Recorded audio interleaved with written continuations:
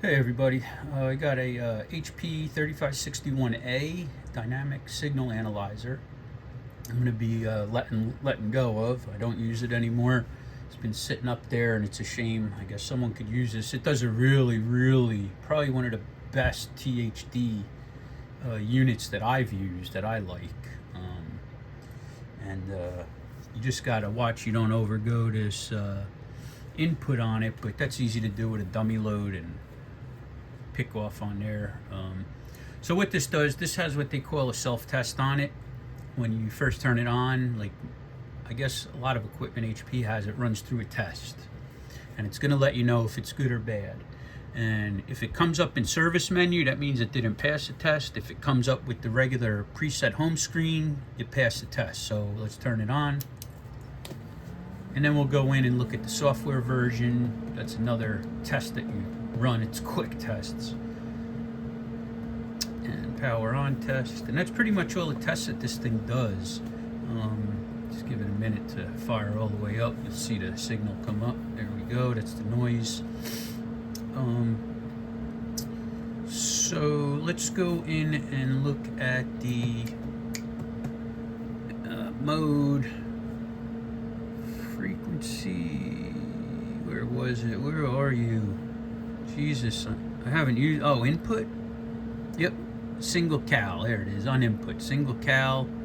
See, I have auto cal on, that means it's gonna keep calibrating, it keeps checking over and over and over and over and over again. We run a single cal, perfect. I want to go to test select mode down the bottom here, test select. All right, now you can just hit the single start test right here. It's going to tell you test is already complete, software version 2410. And we'll go back to the whole home screen.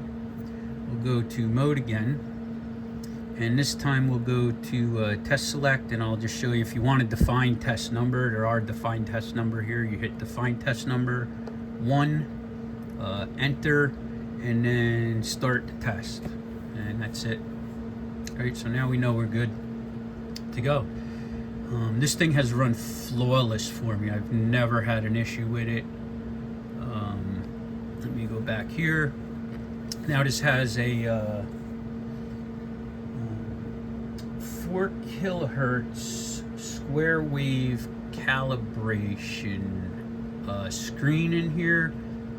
Now I just got to remember how to get to it, and I think it was I'm at preset input.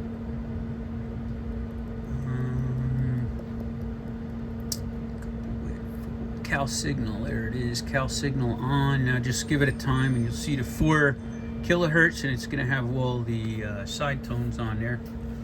So we can go to, now we want to do THD, right? I'm going to go to special marker here. And we're going to go to, you either go to band, harmonics, or sideband. We'll go to harmonics. I'm only doing the THD because that's what mostly I used it for, probably 90% of the time. So now we're in harmonics and you can see all our tones. Let's go put our marker over onto right there, 4. We'll write that on. Tells you our THD on a square wave is not good because it never is. Square waves are very dirty. See your dB, and then we could go down. So we're at 4. Got a little one down here at 8 picking up. That's some noise. Next one is at 12.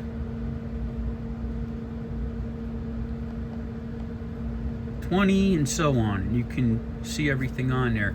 Now what I will do, we're going to go back to preset. I'm going to put in a square wave, the same exact square wave that we had, but I'm going to put it in with my Siglent function arbitrary waveform generator. Get that all out in one thing, right? So I'm going to put it on square wave, 4 kilohertz, 1 volt RMS, duties 50%. Phase 0 and offset 0. So here is our, let me turn it off a minute and then I'll turn it on. I don't like hooking anything up when it's running. And we'll turn it on. Give it a minute to pick up our signal, and there we go. Same signal, square. You can see it's almost identical. So we could go here. I guess we could go to mode. Right. Actually, I don't think I even have to. Let's just go to input. I don't want input because that's a cal signal. So really what I want to do is just go to my special marker and hit harmonics. It's pretty much easy as that to get to it.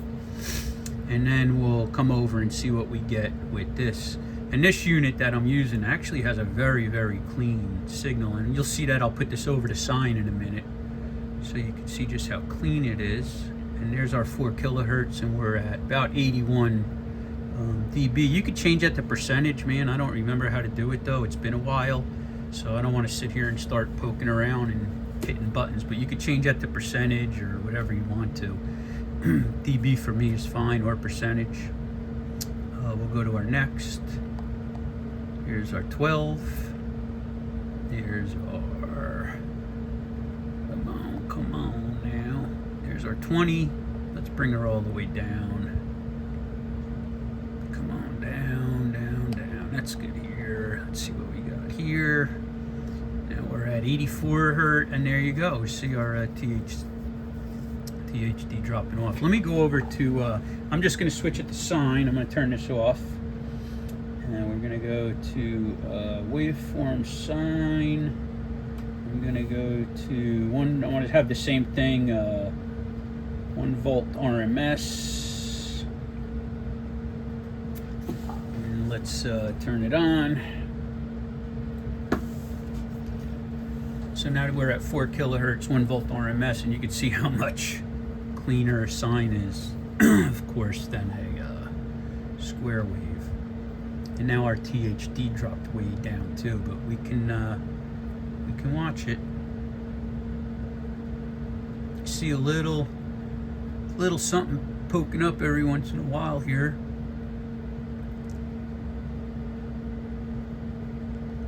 Let's go over to our 4 kilohertz.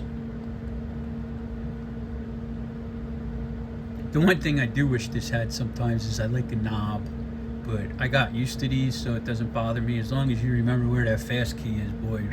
So yeah, you see our THD drop down to 13.2, and a lot of that's just picking up all this noise. I have a lot of stuff running in here right now, so you see as I swing my light over, we'll get all kind of different readings.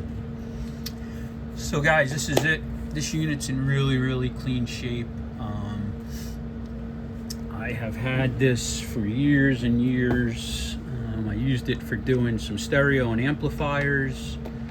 Of course, I would use dummy loads and samplers to come off of there. And you don't want to exceed your input level on it, but this works fantastic. I'd put maybe a 1 kilohertz tone into the phono side of the stereo, and then measure my THD at 1 kilohertz out the speaker.